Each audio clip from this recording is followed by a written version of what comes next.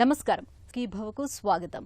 ఈ రోజు సుఖీభవలో క్యాన్సర్లకు ఆయుర్వేద వైద్యం, వేసవిలో వ్యాయామాల విషయంలో జాగ్రత్త, ఆరోగ్యాన్నిచ్చే డాక్టర్ సి, మైగ్రేన్ ఎంతకీ తగ్గటం లేదా, ఇంకా హెల్త్ టిప్. క్యాన్సర్ అనేది ప్రాణాంతకమే కాదు, మొండి జబ్బు కూడా. చికిత్సలకు ఒక పట్టాన లొంగదు. కీమో, రేడియేషన్ వంటి చికిత్సల్ని తీసుకోవాలి. వీటి మూలంగా దుష్ఫలితాలు కూడా ఎక్కువగానే కనిపిస్తూ ఉంటాయి. ఇలాంటప్పుడు ఆనుపానంగా ఆయుర్వేద పరిష్కారాల్ని ప్రయత్నిస్తే మంచి ఫలితం ఉంటుంది. అలాగే ముందు నుంచి కూడా ఆయుర్వేద జీవనశైలి, ఆహార విహారాలను ఆచరిస్తూ ఉంటే క్యాన్సర్లకు ఆదిలోనే అడ్డుకట్ట వేయొచ్చని చెబుతారు నిపుణులు. క్యాన్సర్లను కట్టడి చేసేందుకు ఆయుర్వేదం చెబుతున్న చికిత్సలు, పరిష్కార మార్గాల గురించి ఇప్పుడు తెలుసుకుందాం. క్యాన్సర్ ఈ 3 అక్షరాల పదాన్ని తలుచుకుంటే మనలో చాలా మందికి మృత్యువు కళ్ల ముందు మెదులుతుంది. క్యాన్సర్ అన్న పేరును పలకాలంటేనే గుండెలో దడ మొదలవుతుంది. నిజమే, క్యాన్సర్ అనేది మనిషిని మెల్లమెల్లగా మృత్యుముఖం వైపు తీసుకెళ్లే ఒక మొండి జబ్బు. అయితే అనుమానిత లక్షణాలను ముందుగానే పసిగట్టి తొలి దశల్లోనే చికిత్సలు మొదలు పెడితే ప్రమాదకరమైన, ప్రాణాంతకమైన క్యాన్సర్లకు ఆదిలోనే సమాధి కట్టేయొచ్చు. కీమోథెరపీ, రేడియేషన్ వంటి చికిత్సల సాయంతో ఇవాళ మహమ్మారి క్యాన్సర్ను చాలా తేలికగా జయించవచ్చు. అయితే వీటితో పాటు మన సంప్రదాయ వైద్యమైన ఆయుర్వేద చికిత్సలను కూడా అనూపానంగా మొదలు పెడితే క్యాన్సర్ కోరల నుంచి త్వరగా బయటపడొచ్చని చెబుతారు ఆయుర్వేద నిపుణులు. క్యాన్సర్ అనేటువంటిది నార్మల్ సెల్యులార్ మైటోసిస్ పద్ధతిలో కాకుండా జీవకణాలు తమ జ్ఞాపక శక్తిని కోల్పోయి శరీరంలోని ఏ భాగంలోనైనా ఇర్రెగ్యులర్గా పెరిగేటువంటి ఒకానొక విధానానికే క్యాన్సర్ అంటారు. ఈ క్యాన్సర్ మనం కనుక చూసినట్టయితే ఫిజికల్ కాజెస్ అని, కెమికల్ కాజెస్ అని, బయాలజికల్ కాజెస్ అని చూస్తాం. ఫిజికల్ కాజెస్ అంటే ఫిజికల్గా ఇర్రాడియేషన్, ఎక్స్రే సెంటర్స్ లోపల, తర్వాత డైరెక్ట్గా ఫోటో ఎక్స్పోజర్ కానీ, సన్ ఎండలో విపరీతంగా వర్క్ చేయడం వల్ల కానీ, ఇవి ఫిజికల్ ఎక్స్పోజర్ వల్ల వచ్చేటువంటి క్యాన్సర్స్. కెమికల్ క్యాన్సర్స్ ఏంటంటే లైక్ ఎవరైతే పీపుల్ యాస్బెస్టాస్లో, సిమెంట్ ఫ్యాక్టరీస్లలో, డస్ట్లో, ఒక పొల్యూటెడ్ ఎన్విరాన్మెంటల్ కెమికల్ బేస్డ్ ఫ్యాక్టరీస్లో వర్క్ చేసినప్పుడు ఎస్పెషల్లీ ఇన్హలేషన్ ద్వారా లంగ్లో యాస్బెస్టాస్ లాంటి కెమికల్స్ చేరేసి లంగ్ క్యాన్సర్స్కు, తర్వాత అట్లాగే tobacco is the major culprit which is the major killer క్యాన్సర్లో మనకు తెలుస్తున్నది. అట్లాగే బయాలజికల్ క్యాన్సర్ అంటే బయాలజికల్ క్యాన్సర్ కొన్ని రకాలైనటువంటి వ్యాధులు, కొన్ని రకాలైనటువంటి వైరస్ శరీరంలో ఉన్నప్పుడు క్యాన్సర్ బారిన పడడానికి కారణం ఉంది. రక్తహీనత, షుగర్ జబ్బు, థైరాయిడ్ సమస్యలతో బాధపడుతున్నప్పుడు శరీరం నీరసించడం, నిస్సత్తుగా అనిపించడం మామూలే. ఇక శరీరంలో క్యాన్సర్ కణితులు ఉన్నప్పుడు నిత్యం నీరసం అనేది ఒక ప్రధానమైన సమస్యగా మారుతుంది. శరీరంలోని శక్తినంతటినీ క్యాన్సర్ కణాలు ఎప్పటికప్పుడు లాగేస్తుంటాయి. ఆహారంలోని పోషక వనరులన్నింటినీ క్యాన్సర్ కణాలు తమ కోసం వాడేసుకుంటూ ఉంటాయి. ఇక చికిత్సలో భాగంగా కీమోథెరపీ, రేడియేషన్ తీసుకుంటున్నప్పుడు సహజంగానే ఆ మందుల తీవ్రతకు, రేడియేషన్ ప్రభావాల్ని తట్టుకునేందుకు శరీరం బాగా కష్టపడాల్సి వస్తుంది. దీంతో క్యాన్సర్ బాధితులకు నీరసం అన్నది ఒక నిత్య సమస్యగా మారుతుంది. ఈ క్యాన్సర్ నీరసాన్ని అధిగమించేందుకు ఆయుర్వేదం తనవైన ప్రత్యేక పరిష్కారాల్ని చెబుతుంది. ఈ ప్రివెన్షన్ అనేటువంటిది మనము ఆయుర్వేద రీత్యా చూసినా, ఆధునిక రీత్యా చూసినా primary prevention, secondary prevention, tertiary prevention and other preventions.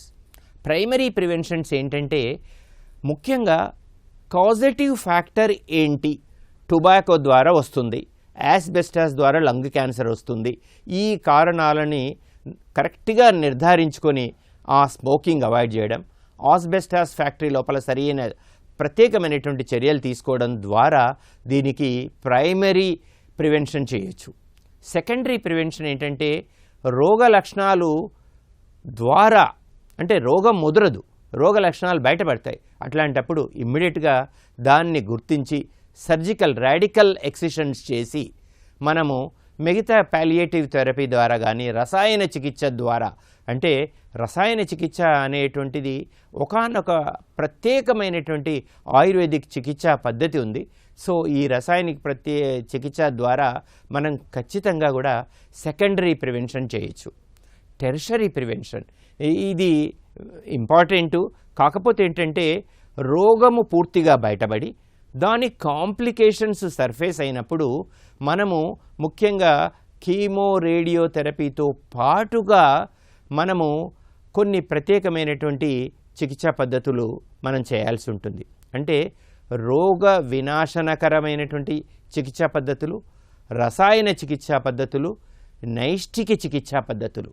నిత్యం మనం ఉపయోగించే అనేక రకాల వంట దినుసులకు మన ఆరోగ్యాన్ని బాగు చేసే గుణం ఉంది. ముఖ్యంగా పసుపులోని కర్క్యుమిన్ అనే రసాయనానికి క్యాన్సర్ను నయం చేసే గుణం ఉన్నట్లు అనేక పరిశోధనలు కూడా రుజువు చేస్తున్నాయి. క్యాన్సర్ బాధితులు పసుపును వంటల్లో ఎక్కువగా వాడుకోవడం మంచిది. అలాగే దానిమ్మ, ద్రాక్ష, క్యారెట్, బీట్రూట్ వంటి దుంపకూరలు, క్యాలీఫ్లవర్, క్యాబేజీ వంటి వాటికి క్యాన్సర్ కణాలను నాశనం చేసే గుణం ఉంది.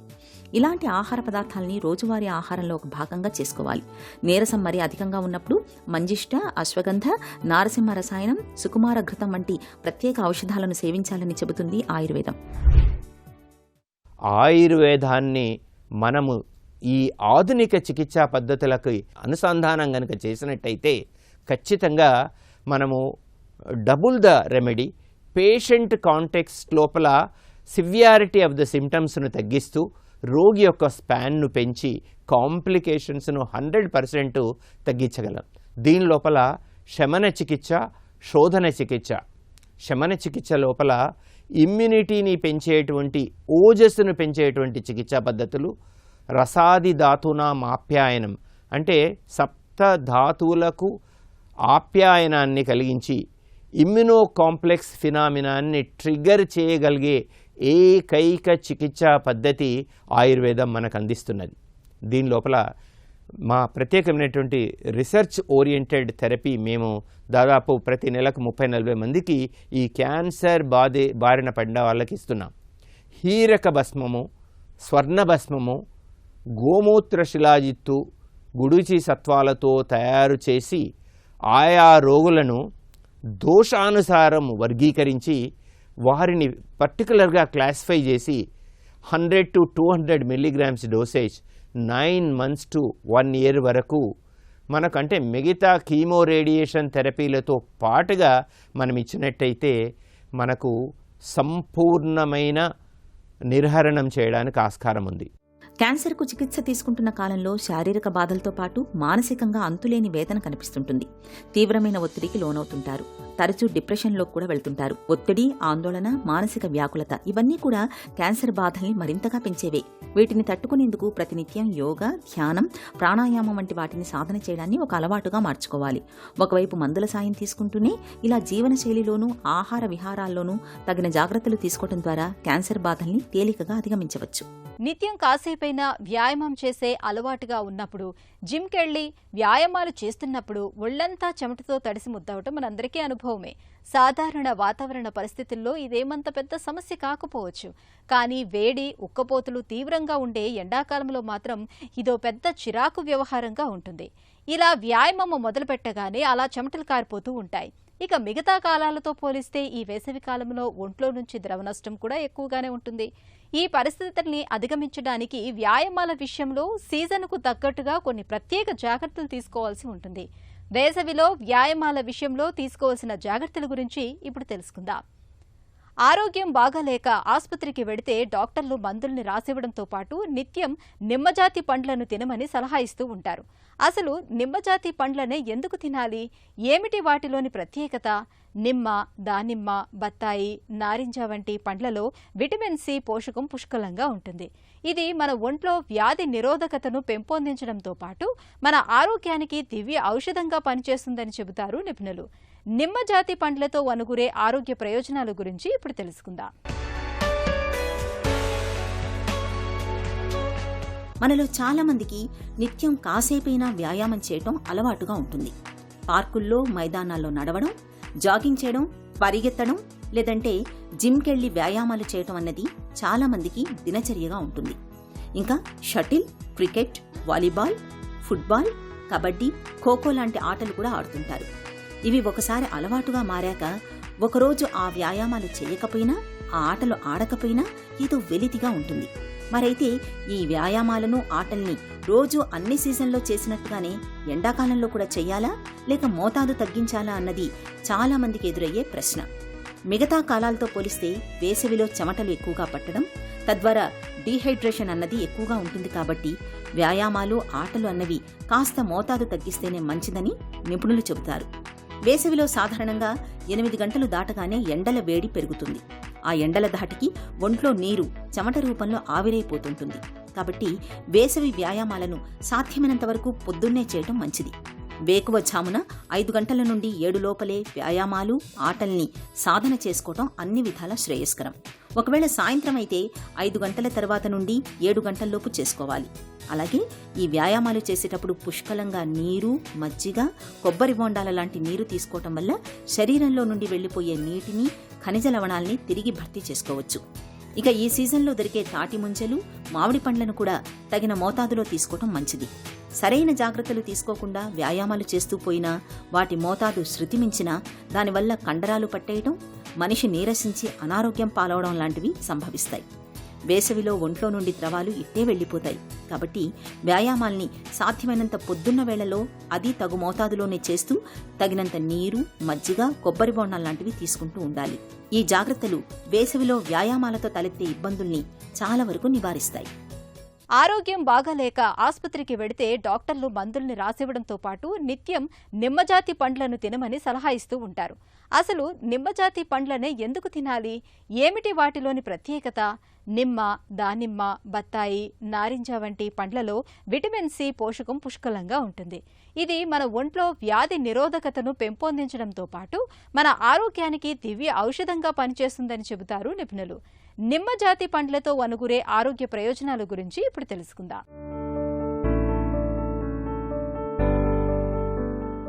విటమిన్ సి మనకు అత్యవసరమైన పోషకం. ఇది ఎక్కువగా నిమ్మజాతి పండ్లు అంటే నిమ్మ, దానిమ్మ, నారింజ, బత్తాయి, కమల, ఉసిరి వంటి పండ్లలోనూ అన్ని రకాల ఆకుకూరల్లోనూ సమృద్ధిగా లభిస్తుంది. విటమిన్ సి ప్రయోజనాలు అనగానే ముందుగా గుర్తొచ్చేది రోగ నిరోధక శక్తి పుంజుకోవడం. నిజానికి ఇది మానసిక స్థితిని మెరుగుపరుస్తుంది, హుషారు, ఉత్సాహాన్ని కలిగిస్తుంది. విటమిన్ సి మెదడులో నాడీ సమాచార వాహికల ఉత్పత్తికి అత్యవసరం. డోపమైన్ అనే నాడీ సమాచార వాహకం సంతోషం, ఉత్సాహం కలుగచేస్తుంది. అందుకే దీన్ని సంతోష రసాయనం అని కూడా పిలుస్తారు. తగినంత విటమిన్ సి తీసుకోకపోతే డోపమైన్ మోతాదులు పడిపోతాయి. డోపమైన్ ను నార్ ఎపినెఫ్రిన్ అనే మరో నాడీ సమాచార వాహకంగా మార్చడంలోనూ ఇది పాలు పంచుకుంటున్నట్టు అధ్యయనాలు చెబుతున్నాయి.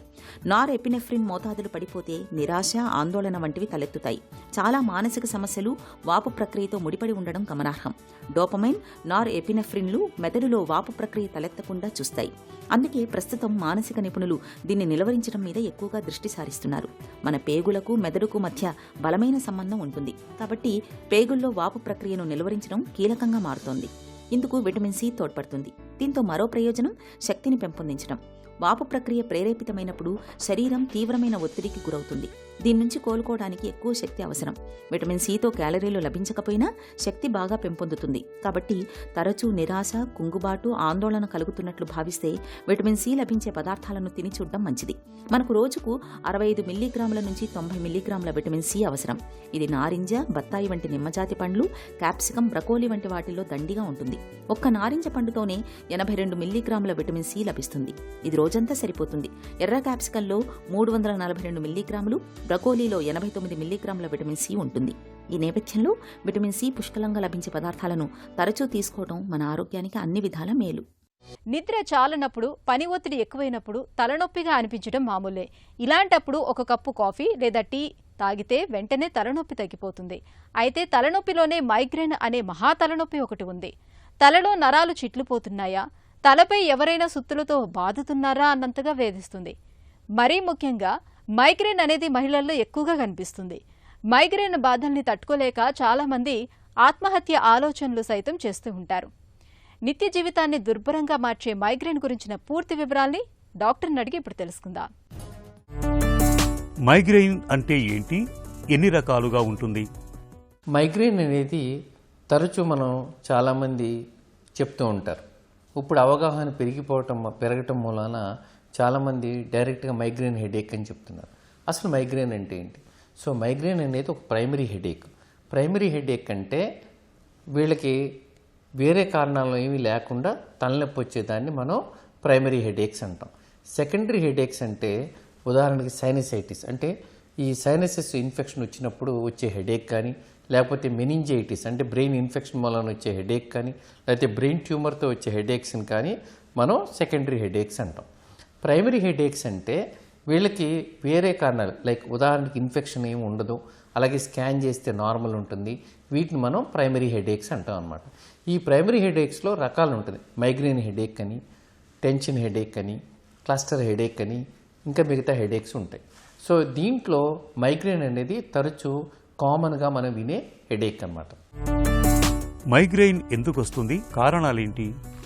ఈ మైగ్రేన్ హెడేక్ జనరల్గా ఎందుకు వస్తుంది అంటే జెనెటికల్ కారణాలతో, ముఖ్యంగా ఫ్యామిలీస్లో ఉంటే కనుక వీళ్ళకి వచ్చే అవకాశం ఉంటుంది ఎక్కువ శాతం మందికి. దాంతోపాటు ఎన్విరాన్మెంటల్ ఫ్యాక్టర్స్ కూడా, మిగతా ఫ్యాక్టర్స్ కూడా దీనికి యాడ్ అయినప్పుడు తలనొప్పి వస్తుంది. ఉదాహరణకి ఒక పేషెంట్కి వాళ్ళకి తలనొప్పి వచ్చే టెండెన్సీ ఉంటే కనుక వీళ్ళకి అంటే ఈ మిగతా హ్యాబిట్స్ వలన, ఉదాహరణకి ఫుడ్ లేట్గా తిన్నా, లేకపోతే నిద్ర సరిగ్గా పోకపోయినా, మానసిక ఒత్తిడి ఉన్నా, లేకపోతే కంటిన్యూస్గా ఇప్పుడున్న మనం ఈ గ్యాడ్జెట్స్కి ఎక్స్పోజ్ అయినా దీని వలన హెడేక్ స్టిమ్యులేట్ అవుతుంది. సో ఇవి మిగతా ఈ ఎన్విరాన్మెంటల్ ఫ్యాక్టర్స్ అంటే క్లైమాటిక్ కండిషన్స్ మారిన, అంటే ఎక్స్ట్రీమ్ చల్లగా ఉన్నా, బాగా ఎక్స్ట్రీమ్గా అంటే బాగా ఎక్కువగా వేడిగా ఉన్నా, ఈ ఫ్యాక్టర్స్ మూలన కూడా వీళ్ళకి తరచూ హెడేక్ వచ్చే అవకాశం ఉంటుంది. మహిళల్లో మైగ్రెయిన్ ఎందుకు ఎక్కువ? జనరల్గా చూసుకుంటే కనుక మైగ్రేన్ అనేది వయసుతో సంబంధం లేదు. చాలామందికి తలనొప్పి వస్తూ ఉంటుంది. అయితే ముఖ్యంగా ఎవరికి ఎక్కువ మందికి వస్తూ ఉంటుంది, 30 సంవత్సరాలు దాటిన వాళ్ళల్లో తలనొప్పి ఎక్కువ వస్తూ ఉంటుంది. అలాగే కొద్దిమందికి యంగేజ్లో కూడా రావచ్చు, ఎక్కువ పెద్ద వయసులో కూడా రావచ్చు. కానీ ఎవరికైనా సరే బాగా ఎక్స్ట్రీమ్ ఏజెస్ అంటే బాగా చిన్నపిల్లలు, బాగా పెద్దవాళ్ళలో తలనొప్పి వస్తే కనుక మైగ్రేన్ అండ్ కంక్లూజన్కి వచ్చే ముందు మిగతా కారణాలు కూడా ఎక్స్క్లూడ్ చేసుకోవాలి. అయితే ఎక్కువ ఈ 30 సంవత్సరాలు దాటిన వాళ్ళలో అది కూడా మహిళల్లో ఎక్కువ వచ్చే అవకాశాలు ఉంటుందన్నమాట. అసలు ముఖ్యంగా ఈ మహిళల్లో హెడేక్ వచ్చే అవకాశం ఎందుకు అంటే వీళ్ళకి హార్మోన్ ఇన్ఫ్లుయెన్స్ మూలాన వచ్చే అవకాశం ఉంటుంది. అంటే మగవారిలో కూడా హెడేక్ వస్తుంది. అయితే ఆడవారిలో కొద్దిగా ఎక్కువ ఛాన్స్ ఎందుకు ఉంటుందంటే వీళ్ళకి హార్మోనల్ ఫ్లక్చుయేషన్ మూలాన వస్తూ ఉంటుంది. మైగ్రెయిన్తో తీవ్రస్థాయి సమస్యలు ఏమైనా ఎదురవుతాయా? జనరల్గా ఈ మైగ్రేన్ తలనొప్పి వచ్చే వాళ్ళకి సహజంగా తలనొప్పితో పాటు వామిటింగ్స్ లాంటివి అవ్వచ్చు, కంటి చూపు కొద్దిగా తేడా వచ్చి తర్వాత తలనొప్పి వచ్చి నాడి కొట్టుకుంటున్నట్టు వచ్చి తలనొప్పి రావచ్చు. ఈ మైగ్రేన్ తలనొప్పి ఉండే వాళ్ళలో ఒక్కొక్కసారి చాలా తీవ్రంగా వచ్చి వీళ్ళకి కొన్ని ప్రాబ్లమ్స్ రావచ్చు. ఉదాహరణకి స్టేటస్ మైగ్రేనస్ అంటారు. ఈ మైగ్రేన్ తలనొప్పి కంటిన్యూస్గా అంటే 72 అవర్స్ కంటే ఎక్కువగా కంటిన్యూస్గా ఉంటే కనుక మనం స్టేటస్ మైగ్రేనస్ అంటారు. దీన్ని మనం అలక్ష్యం చేయకూడదు, ఎందుకంటే దీంతో వీళ్ళకి కాంప్లికేషన్స్ వచ్చే అవకాశం ఉంటుంది. ఉదాహరణ డీహైడ్రేషన్ లాంటిది రావచ్చు. ఒక్కోసారి ఈ స్టేటస్ మైగ్రేన్లోకి వెళ్ళి వీళ్ళకి బ్లడ్ సర్క్యులేషన్ కాంప్రమైజ్ అయ్యి స్ట్రోక్స్ లాంటివి వచ్చే అవకాశం కూడా ఉంటుందన్నమాట. అలాగే ఈ మైగ్రేన్తో మిగతా కాంప్లికేషన్స్ వామిటింగ్స్ లాంటివి అయ్యి వీళ్ళకి డీహైడ్రేషన్ అయ్యే అవకాశం ఉంటుంది. కొంతమంది మైగ్రేన్ వచ్చిన వాళ్ళకి అకేషనల్గా రేర్గా వీళ్ళకి ఫిట్స్ లాంటివి కూడా వచ్చే అవకాశం ఉంటుంది. అలాగే మైగ్రేన్ వలన కొన్నిసార్లు బ్లడ్ సర్క్యులేషన్ కూడా తగ్గి స్ట్రోక్స్ లాంటివి కూడా రావచ్చు అనమాట. మందులతో మైగ్రేన్ తగ్గుతుందా? తలనొప్పి వచ్చినప్పుడు వాళ్ళకి సింపుల్ పెయిన్ కిల్లర్స్ లాంటివి వేసుకుంటే కనుక, అంటే పారాసిటమాల్ అని, బ్రూఫెన్ అని అలాంటి మెడికేషన్స్ వేసుకుంటే హెడేక్ వచ్చే దాన్ని మనం తగ్గించవచ్చు. అలాగే మళ్ళీ ఫ్యూచర్లో హెడేక్ రాకుండా ఉంటాకి కొన్నిసార్లు మనం వీళ్ళకి ట్రిగర్ ఫ్యాక్టర్స్ ఏంటో కనుక్కొని ఆ ట్రిగర్ ఫ్యాక్టర్స్ని ప్రివెంట్ చేస్తే హెడేక్ని ప్రివెంట్ చేయగలిగే అవకాశం ఉంటుంది.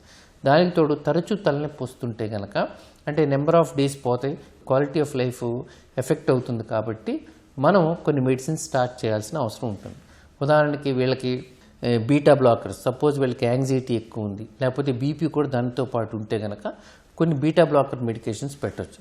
కొద్దిమందికి డిప్రెషన్ లాంటిది ఉంటుంది. ఆ డిప్రెషన్ ఉన్నప్పుడు మనం ఎమిట్రిప్టిల్ అని యాంటీ డిప్రెసెంట్ మెడికేషన్స్ ఉంటాయి, నార్ట్రిప్టిల్ అని, అలాంటి మెడికేషన్స్ మనం వాడుకోవచ్చు.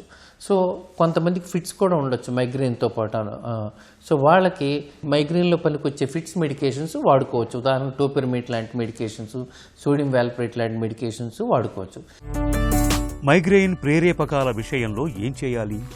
తరచూ తలనొప్పితో బాధపడే వాళ్ళకి, మైగ్రేన్ హెడేక్ వాళ్ళకి మనం జనరల్గా వాళ్ళని ఈ మైగ్రేన్ డైరీ మెయింటైన్ చేయమంటాం. అంటే ఎందుకు వచ్చింది తలనొప్పి ఈ రోజున, అంటే భోజనం లేట్ అవటం మూలన వచ్చిందా, ఈరోజు ఉపవాసం ఉన్నారా, సరిగ్గా నిద్రపోలేదా, లేకపోతే కనుక ఏదైనా డైట్లో అనుకోకుండా ఏమన్నా రెడ్ వైన్ కానీ, అంటే ఇవి కామన్గా కారణం కలగజేసేవి, చాక్లెట్స్ కానీ, లేకపోతే ఏమైనా ఎక్సెస్ కెఫీన్ తీసుకున్నా, లేకపోతే కాఫీ అలవాటు ఉన్నవాళ్ళు ఆ రోజు తాగలేదా. అంటే కెఫీన్కి ఎట్లా ఉంటుందంటే ఎక్కువ కెఫీన్ తీసుకుంటే రావచ్చు, లేకపోతే రెగ్యులర్గా కాఫీ తాగే వాళ్ళు మిస్ చేసినప్పుడు కూడా తలనొప్పి రావచ్చు. అది ఇండివిజువల్ టు ఇండివిజువల్ వేరియేషన్ ఉంటూ ఉంటుంది. అందుకని అది దాని మూలాన వచ్చిందా హెడేకు, ఇలా మనం హిస్టరీలో ప్రాపర్గా తీసుకోవాలి. అలాగే ఎక్కువసేపు వీళ్ళు ఇప్పుడు యూట్యూబ్లు, గ్యాడ్జెట్స్, అలాగే సిస్టమ్ ముందు, కంప్యూటర్ సిస్టమ్ ముందు ఎక్కువసేపు కూర్చుంటాం, ఎక్కువసేపు లైట్కి ఈ సిస్టమ్ నుంచి వచ్చే బ్లూ లైట్కి ఎక్కువ ఎక్స్పోజ్ అవ్వటం, తర్వాత నైట్ షిఫ్ట్స్, తరచూ నైట్ షిఫ్ట్స్ మారటం, ఇలాంటివి ఏమైనా ఉన్నా మనం ఆ హిస్టరీ తీసుకొని దానికి తగ్గట్టు మనం వీళ్ళకి కౌన్సిలింగ్ చేసి వాళ్ళకి హెడేక్ని మనం ప్రివెంట్ చేయొచ్చు. ముఖ్యంగా ఆడవాళ్ళలో పీరియడ్స్ వచ్చే ముందు కనుక తలనొప్పి వస్తుంటే కనుక ఏమైనా హార్మోన్స్ ఫ్లక్చుయేషన్ మూలాన వస్తుందో అది కూడా అసెస్మెంట్ చేసుకోవాలి. అలాగే హార్మోన్ ఫ్లక్చుయేషన్ మూలన వచ్చే హెడేక్ అయినా సరే వీళ్ళు కొన్నిసార్లు మనం migraine related, menstruation related migrants ఉన్న వాళ్ళకి ఆ టైంలో ఎక్కువగా వస్తూ ఉంటుంది. కాబట్టి అది రాకుండా టెంపరీగా ఈ మెన్స్ట్రల్ సైకిల్ స్టార్ట్ అయ్యే ముందు మనం మెడిసిన్స్ ఇవ్వచ్చు అన్నమాట. అలాగే కొద్దిమంది కొన్ని మెడికేషన్స్ వాడుకుంటే కూడా వీళ్ళకి తలనొప్పి వచ్చే అవకాశం ఉంటుంది. అందుకని వాళ్ళ మెడికేషన్ లిస్టు కూడా చెక్ చేయాలి. కొన్ని మెడికేషన్స్, ఉదాహరణ నైట్రేట్స్ లాంటి మెడికేషన్స్, అంటే హార్ట్కి వాడే, చెస్ట్ పెయిన్కి వాడే మెడికేషన్స్ కొన్ని ఉంటాయి. వాటి మూలన కూడా మైగ్రేన్ ఒక్కోసారి హెడేక్ స్టిమ్యులేట్ అవ్వచ్చు అన్నమాట. అందుకని వాళ్ళు వేసుకునే మెడిసిన్స్ లిస్టు కూడా చూడాల్సిన అవసరం ఉంటుందన్నమాట. మైగ్రేన్ మొదలైనప్పుడు అది తగ్గే వరకు చాలినంత విశ్రాంతి తీసుకోవాలి. చీకటి గదిలో ప్రశాంతంగా పడుకోవటం మేలు. వెలుతురు, శబ్దాలకు సాధ్యమైనంత దూరంగా ఉండాలి. మైగ్రేన్ బాధలు మరీ తీవ్రంగా ఉన్నప్పుడు డాక్టర్ని సంప్రదించి తగిన వైద్య సాయం తీసుకోవాలి. ఒక చిన్న చిట్కా మీకోసం. లేత కొబ్బరి బోండాంలోని నీటిలో ఖనిజ లవణాలు సమృద్ధిగా ఉంటాయి. ఎండాకాలంలో కొబ్బరి నీళ్లను తరచుగా తీసుకోండి. వేసవి సమస్యలు తగ్గడమే కాదు, మూత్రనాళ ఇన్ఫెక్షన్ల నుంచి కూడా మంచి ఉపశమనం లభిస్తుంది.